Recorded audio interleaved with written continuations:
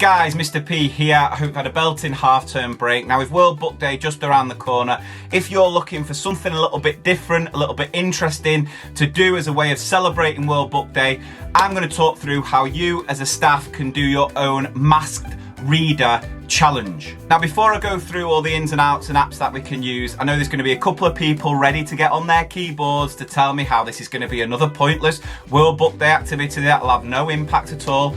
And anyone with any sort of common sense knows that if you only celebrate books on World Book Day, it's going to have no impact. We know day in, day out, we've got to be promoting and sharing our love of books. As teachers, as school staff, we need to be role models each and every day.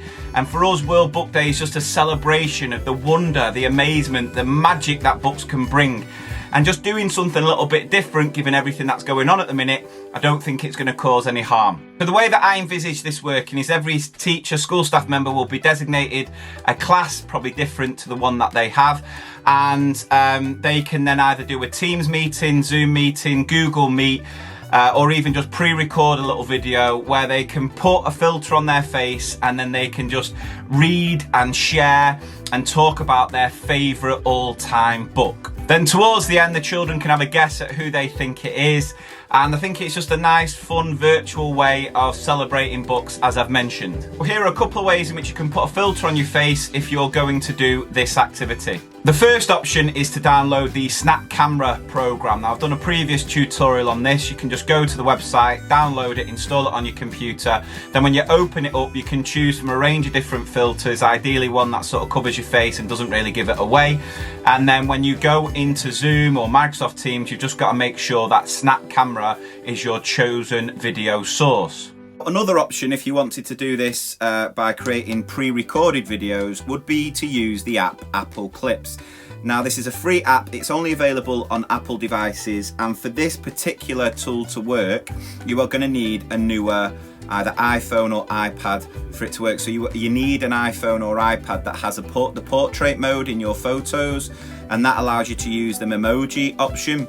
So what you can do is go into Apple Clips, and when you start a new project, you can see there that the camera's on, my face is there. Now if I press the star icon on the right hand side, the first option is the Memojis, and what I can do here is choose one of the filters or one of the characters like the monkey there, and then that will place on my head, to which I can then hold down the pink bar.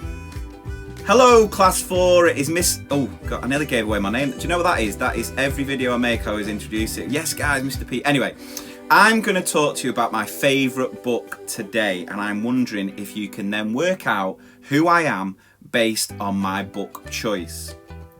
You get the idea there. Now there's lots of options where you can, add different filters on to sort of disguise it even further.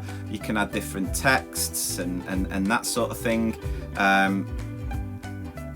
Who am I? And you can obviously edit the clips together. So what I can do is, once I finish that clip, go back, record my next bit. So you don't have to do it all in one go. Apple Clips is great as you're able to trim and edit your video together. You can even then add music, which again might sort of drown out your voice. Unfortunately, it doesn't have a voice changer in there, but you might just have to put on a bit of an accent, or throw the kids off the scent, I suppose. And then once you've finished, you can press share.